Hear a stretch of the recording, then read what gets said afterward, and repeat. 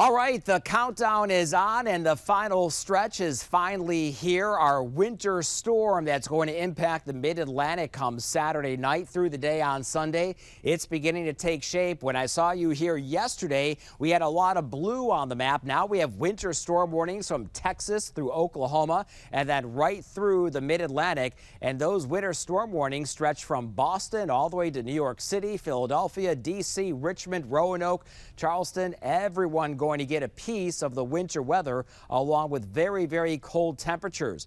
Our winter storm warning tomorrow night, Saturday night through Sunday could bring us quite a bit of snow. And it could be one of the bigger snowstorms that we've seen around here in a long time.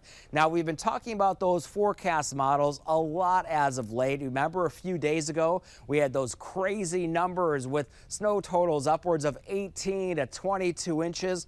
Well, now those models are coming into more or better agreement, giving us perhaps a snowfall range anywhere between about 7 to 11 inches of snow, depending on your location. Some neighborhoods a little bit more, others a little bit less. Here's our future cast. We'll start it at 9 o'clock in the morning on Saturday. We're still totally dry, so if you have any pre-storm preparations you need to make, trying to find some salt, some sand, filling the car up with gas, some last-minute groceries, you're going to be fine throughout all the daylight hours. But then be forewarned, if you're going out to dinner tomorrow night, 6 o'clock in the evening, looking at mainly dry conditions, but by 11 p.m. those first snowflakes begin to fall, and the deeper the blue, the darker the blue, the heavier the snow, and the maximum snow is going to pick up around sunrise early Sunday morning and continue through mid-morning. Now after that, some things begin to change in the atmosphere, 5,000, 10,000 feet up, and that's where we're looking at the introduction of some milder air, higher levels of the atmosphere that could change everything over to sleet and freezing rain. Now, I think the freezing rain chances are most likely across extreme southern Maryland and the northern neck, mostly sleet for the immediate metro. But notice how things change over, and our latest forecast runs even have the sleet across western Maryland, where before they were looking at mainly a snow event. Before all this draws to a close, change over to snow across western Maryland, Garrett, Allegheny, Washington counties, northern Frederick County, and then staying sleet for the metro. And by 11 o'clock or so on Sunday night, we dry things out, and then those temperatures begin to plummet. So how much snow are we looking at across the area? We'll put this map in motion for you right here. Keep in mind, this is just a computer simulation with anywhere between about 6 to 10 inches for the metro area, perhaps some heavier amounts off toward the north and west, and some lighter amounts across extreme southern Maryland. This is what our zone forecast calls for. Now, these numbers are going to fluctuate. It's not a guarantee. This does not take into consideration the sleet that's going to mix in, so I think these are going to be tapped down just a little bit. Head off toward the west, Front Royal, and over toward Luray, anywhere between about 6 to 8 inches of snow. And then across western Maryland, maybe even 10 inches. In some locations, may see closer to 1 foot.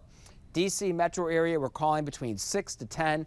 The district, Arlington, Alexandria, almost a guarantee that you're going to see at least 4 to 5 inches of snow. But I need to say, don't focus as much on the snow totals, but how disruptive this is going to be across the area. So our snow probabilities, there's the low end for you. There's the most likely scenario. And then at a lower chance, the foot of snow, but I think a higher chance for seeing that across western Maryland. Winter storm impacts, what can you do now? Well, you can pre-treat your sidewalks, your steps, your driveways, and then once the snow begins, I know it's going to start very late Saturday night into early Sunday morning, if you can shovel it often in increments instead of waiting for the whole storm to draw to a close, you're going to be in much better shape. Road travel becomes difficult very early Sunday morning, if not a little bit before that. Widespread flight cancellations and delays for the entire weekend. That includes Saturday, especially flights coming out of Dallas, Chicago, and over into Atlanta.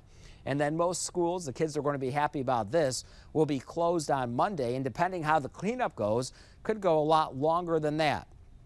Our high temperature on Friday made it up to 48 degrees at Reagan National Airport. Our normal is 45 degrees.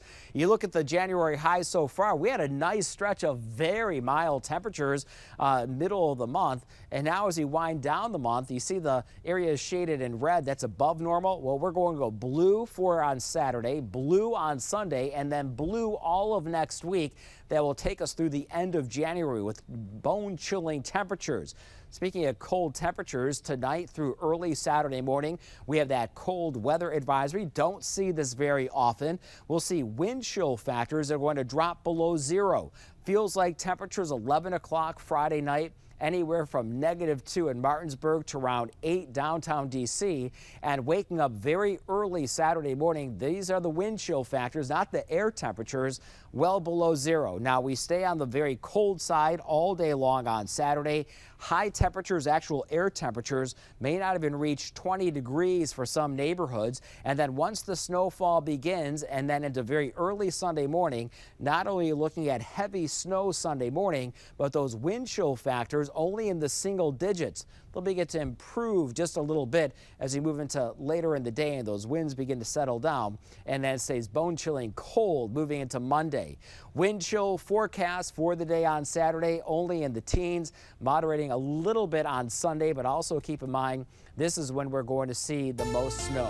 Here's the next 7 days for you, and we are going to call for those temperatures to definitely stay on the cold side. We're going to have a cold alert for the day on Saturday. We'll see temperatures that are only going to be around 18 to 23 degrees. Wake up air temperatures downtown D.C.